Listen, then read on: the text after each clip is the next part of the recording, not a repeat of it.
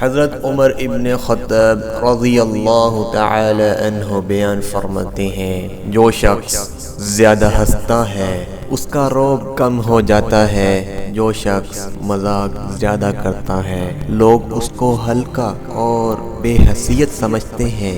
जो बातें ज़्यादा करता है उसकी लग़ज़िशें ज़्यादा हो जाती हैं, और जिसकी लग़ज़िशें ज़्यादा हो जाती हैं उसकी हया कम हो जाती है। जिसकी हया कम हो जाती है उसकी परहेज़गारी भी कम हो जाती है, और जिसकी परहेज़गारी कम हो जाती है उसका दिल मुर्दा हो जाता है।